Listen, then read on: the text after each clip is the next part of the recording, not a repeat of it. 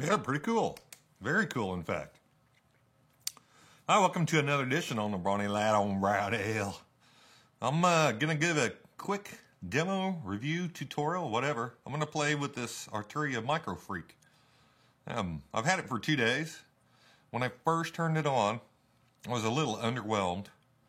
But after I've learned to play with it a little bit, it's pretty cool synth. I think it's more for modular guys, and I'm not much of a synth dude myself, and it looks like people that are heavily into it like modular stuff. I'm more of a romper player. I like to tweak a little bit, but usually start with a preset patch and edit on stuff I want to change. But this one I decided, hey, let's see how good we can make it sound, and it actually sounds pretty good. So let's go through and make this Tom Sawyer patch. Well, the first thing we got to do is initialize, start from a clean patch. So we'll go to initialize patch. Let's just pick 258. If you hit this preset button 3 times fast, it will initialize whatever patch is saved there. So let's see what this does. 1, 2, 3. 1, 2, 3. Well, it's not doing anything. It must be empty. So that's pretty much how this tutorial is going to go. Okay, anyway. I love Tom Sawyer. I love that song, and I love the intro synth hit on the low E. And I make it on every synthesizer I come across. Because I just like it.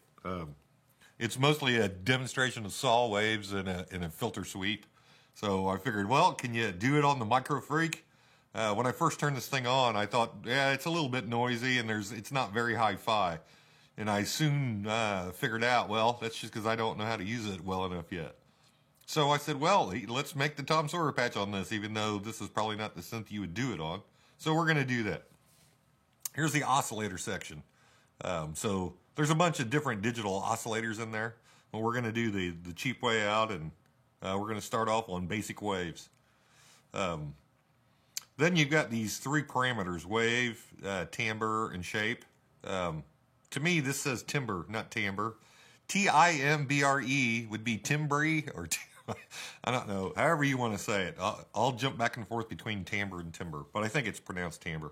In any case, the wave button, or the wave encoder here, it morphs between different wave shapes.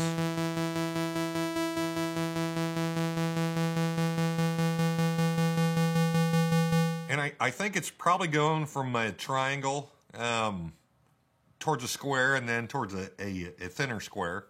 But I'm gonna go with the triangle right out of the gate. So the morph is on 0. The reason I choose that is because it just sounds like it's got the most grit in it. So what does timbre do here? Timbre.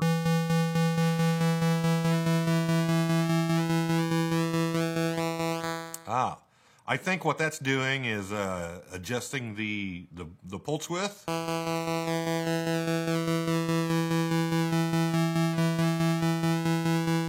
So once again, I'm looking for overtones. In there, it sounds good to me. I wonder if we can move that. I think we can. Then this last one, shape. It's adding a sub in, a sub oscillator. So before I set the sub up, let's get this in the right octave.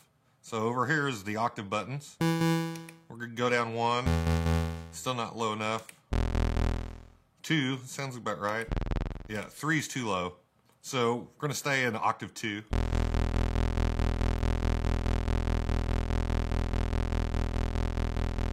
And while I can hear the sub coming in on my headphones,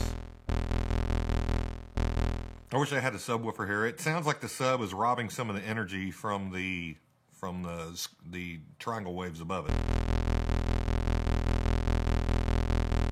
So I'm gonna bring it up to about, I don't know, 10. I don't really know what I'm hearing right here, but we're gonna leave it there. Very important. I'm gonna save this now because what I haven't figured out is how you can undo things on this. I've got the knobs all set to catch. So when you open up a preset, you have to turn the knob until you meet or exceed what it was originally set at. Because none of the knobs are going to reflect where they actually are digitally. And so there's a parameter in there, a catch or scale or whatever. I got it set to catch. But I've noticed that when I'm trying to figure out where a parameter is set, sometimes I screw it up and I don't know how to unscrew it up. So if we make any positive progress, I'm going to save. I'm going to save often. So I hit the save button. It says initialize, click to save. I click it. It's trying to put it in the base category. That's fine. Then it's wanting me to give it a name. I'm not going to spend the time doing that. You can see it's trying to scroll, so I'll hit save, and now it's saved. Okay. I like the sound of that, but this is a 4 oscillator synth, and I think they're probably right now. Yeah, so you can tell. If I turn the paraphonic off, it gets louder. So I think it's playing all 4 oscillation voices at the same time. So there's only one oscillator in there, but it generates 4 voices. Well, I know we have 4 and they're all playing at the same time. Can I separate those at all? Can I make them warble or make them drift? And yes, you can. The manual says if you hit shift and the paraphonic button, yes, you get this unison spread. And right now it's set to 0.1. Oh yeah, hear that? Versus this. Yeah, but that's a little bit too warbly. So I want to adjust that. The problem is I don't have enough fingers and I'm not going to use my toes. So there's a hold key here. If I hit hold, it's going to hold it. And then if I shift here, I can adjust this.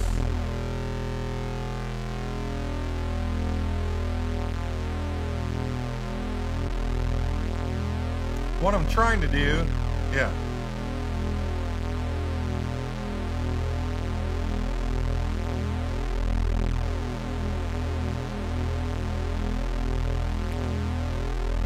What I'm trying to do is I like the sound of when it goes in and out of phase from you know, because it's slightly tuned off. When all four tunings are moving around, every once in a while they'll be exactly the same. It'll get thin and then they'll move. So I'm trying to keep them moving, but not make it sound out of tune. And you can see, well, I like that sounds thick to me. Fat. So I'm going to save it because I'll goof this up. Save, bass, yes, save. That's saved. So I think that's a good baseline oscillator tone to start with. So what we want to do, Tom Sawyer, basically it's just a long, slow sweep. It's doing this. It's got some resonance in it as well, so I'm going to turn it up. And now watch, when I turn this, see how it's not, I can't see the oscillator or the resonance peak until I cross a point. Oh, there it is. And now I can turn the resonance up.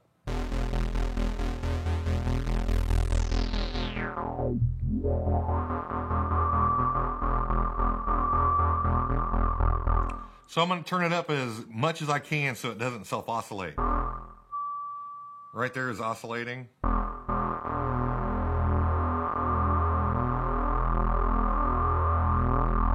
I like that.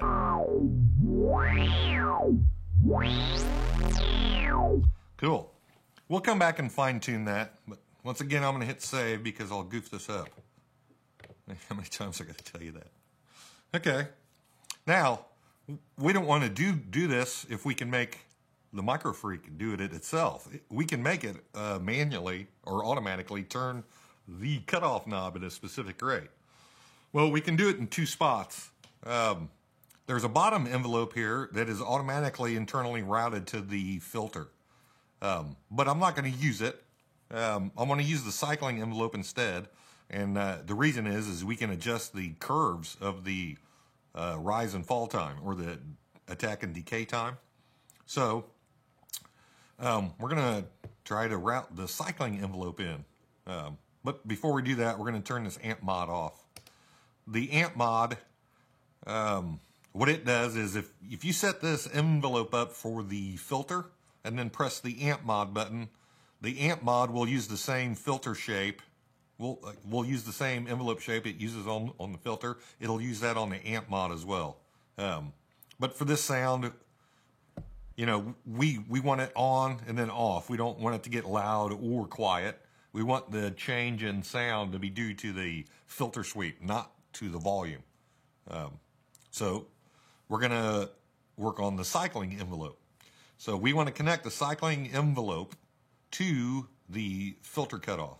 And to do that, we go up to the matrix, the modulation matrix up here. So if I turn this button, I'm just trying to reach the crossroads, or, you know, when the vertical and horizontal lines meet. I want to make the envelope, or the cycling envelope, just cut off. And there it is right there. So if I click that, then it asks me how much do I want the cycling envelope to work on the analog filter. And I'm going to turn it all the way up. What does that do? Wow. So it's going wah, wah, wah, wah, wah, wah, wah, wah. And that's because it's in run mode. So what it means, it's free running. This is a cycling envelope. It'll do its thing, and when it gets done, it starts over. That's pretty cool. I'm going to store that as a different patch. I like that. I'm going to store that at 251, 259. See, that's pretty cool with this thing. You just stumble across cool stuff. So let's go back to 258. Let's see, what did I do there? Yeah, what did I do there? I don't, oh. This is a great example because I did not save it before I changed patches. It got rid of my modulation matrix connection. So let's go back and do that. I want to connect the cycling envelope to the cutoff. Yes. And I want to do it 100%. And so I don't forget, I'm going to save it right now.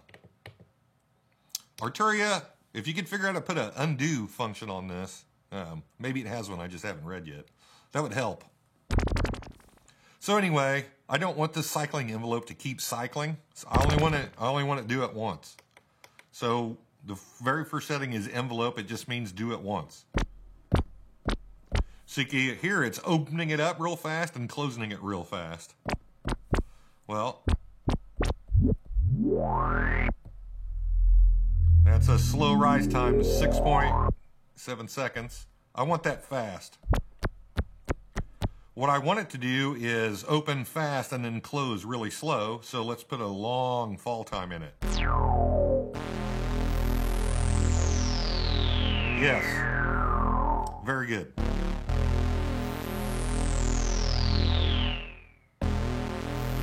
Now, the reason I chose the cycling envelope is because you can alter the curve. See this line in fall time? That is a linear curve. Well, we can change that to exponential or logarithmic. And we do that by holding the shift button, which means it'll start following whatever blue type is on here. See, that's exponential. That's logarithmic. So let's start there. Yes, but that's switching a little fast.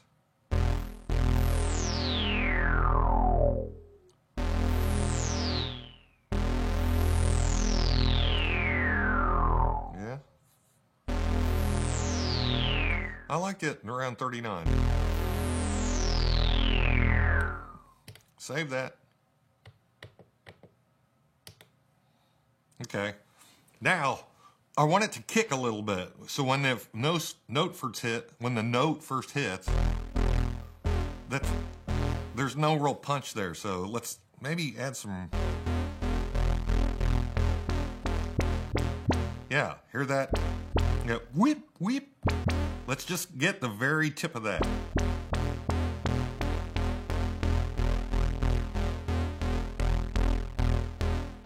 That's good. That's a hit. I like that. It's good attack. Save that. Okay. Now, So we've got the rise and the fall set up. Pretty close to how we like it. Now it's falling. And as it's falling, it's going to close the cutoff all the way to where you can't hear sound anymore. Well, we can stop it from fully closing the filter by giving it a level. Why is that not working? Oh.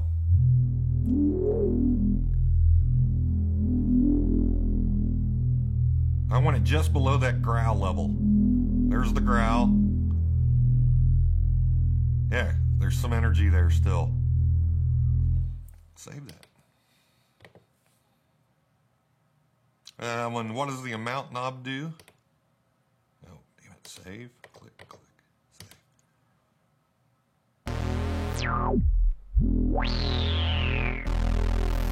Aha! So the amount acts very similar to the send here. That probably has an application in other patches. I don't see. Yeah. So we can set the amount here and here. Yeah, it probably has an application on some other patch, but I've got them both on 100% here.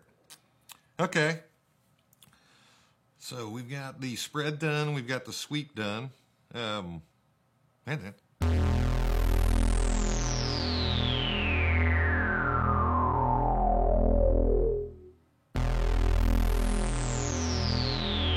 You know, can we make the sound, give it a little bit more movement? I think we can. The timbre knob here, well, let's turn that off.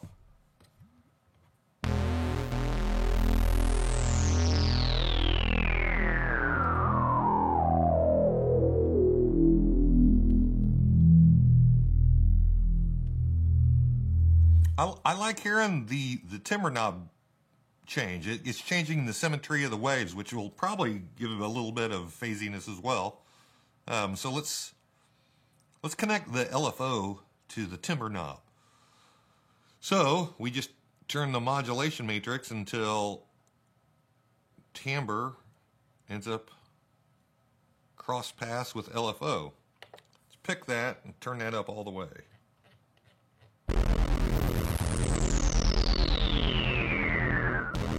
Yeah, that's not good. Will the triangle make that sound less? That's a little less abrasive, but it's still too abrasive. Maybe if we'll cut the...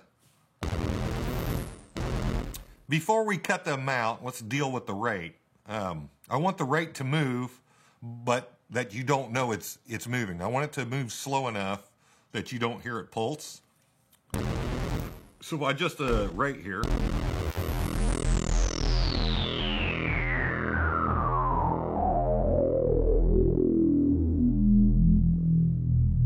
That's pretty good there, but maybe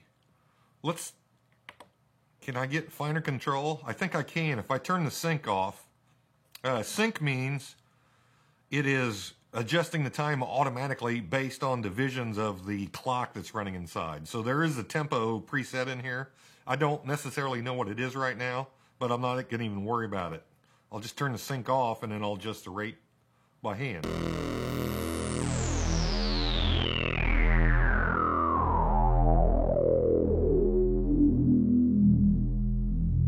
That's a decent amount of movement there.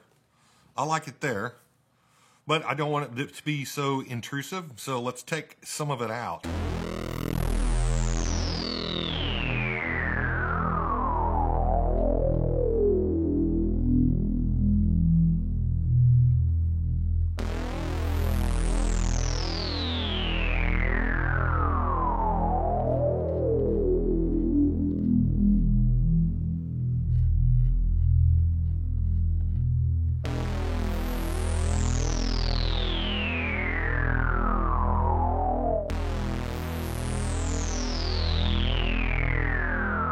You know what?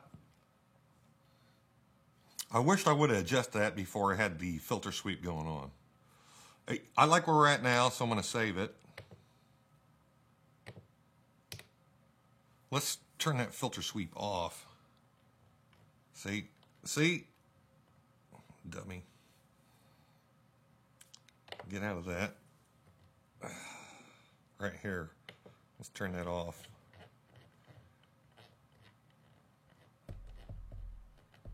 It's off. That's good. Now let's go back and adjust the LFO.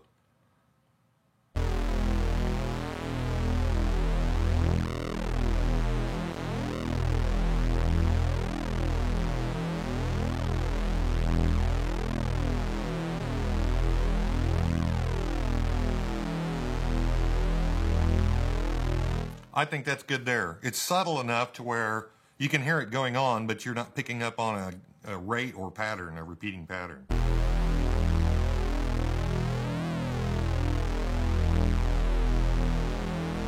That's cool. So save that. Now let's go put this envelope back in on the filter cutoff. Shit, I did it again.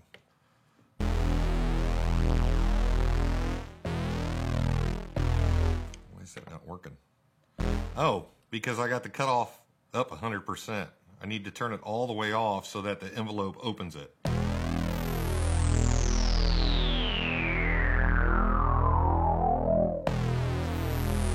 Well,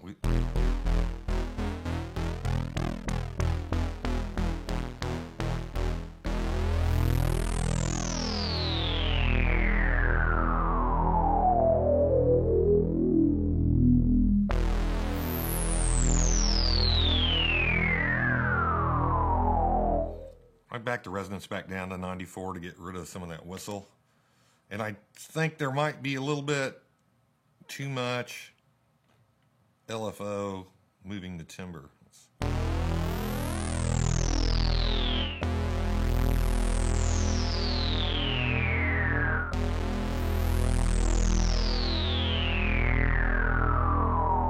Yeah, I like it. I think we got a winner. So I'm going to save that. Initialize bass. Save. So it's there. What's going on here? Okay.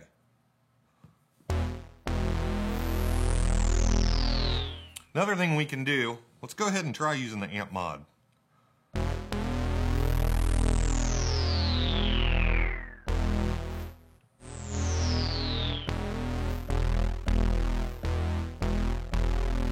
If I set the sustain slightly lower than 100%, then when the front of the wave first hits, it'll be a little bit louder, and then it falls down through the decay time to what the sustain's set at.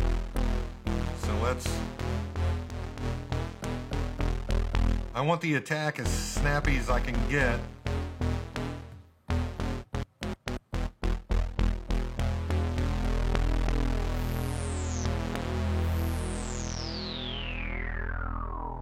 Okay. So you can see it's holding the note for me. If I turn it off, it's just a gate. If I turn it on, it's going to follow that curve. Oh, it's automatically routed to the filter. See how it screws it up? So we're going to, hey, I just figured out this amount. This is the reason you have two amounts. So that if you have an amount turned on up here, you can negate it down here. Yeah, that's cool.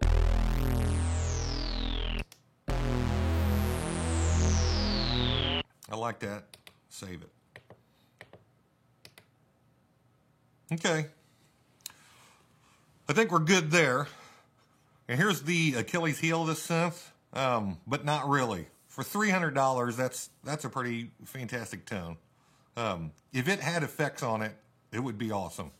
But how good would the effects be if you're trying to price limit this?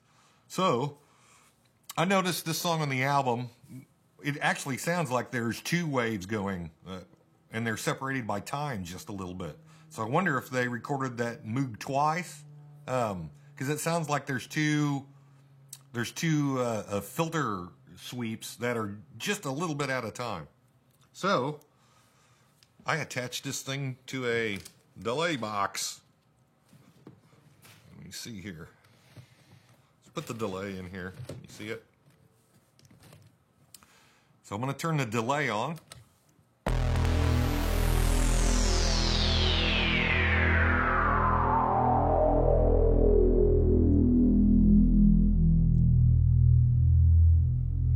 Right now, I've got the delay repeats set to the tempo of the song. Let's set the delay repeats so that they're so fast that you can't hear them. Okay, so.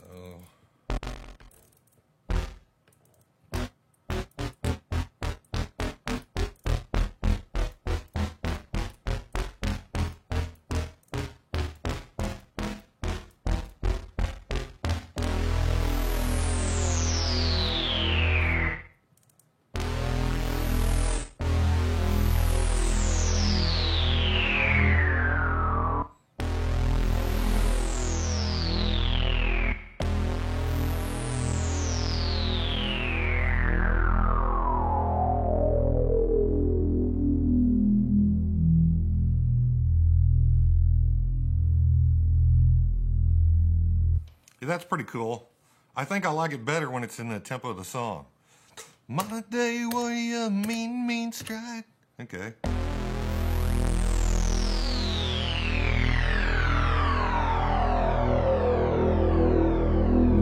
Oh, yeah.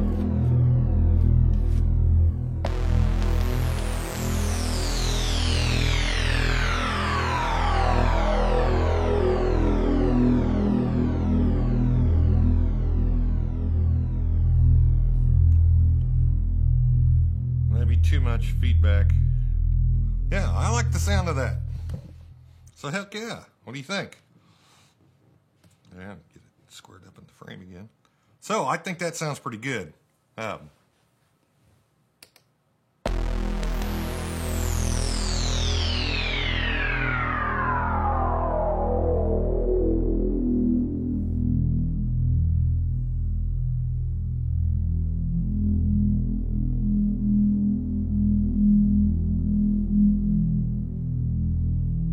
Yeah, that's cool. Just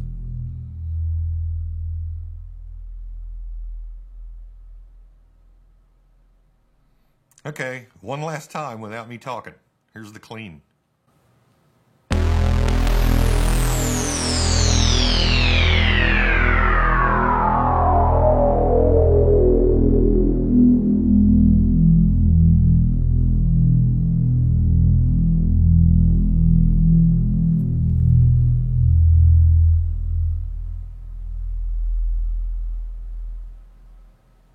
Oh yeah, with the subwoofer, killer.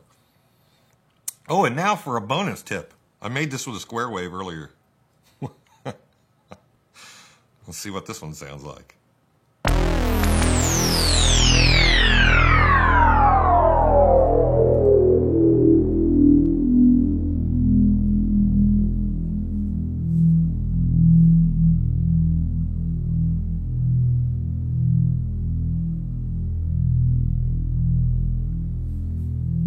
I may like this better because this sustained note right here,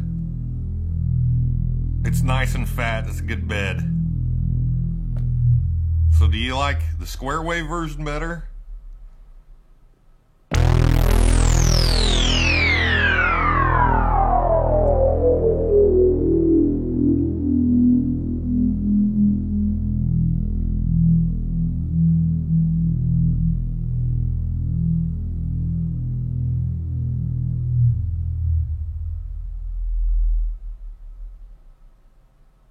Very cool. Or do you like the saw triangle wave better?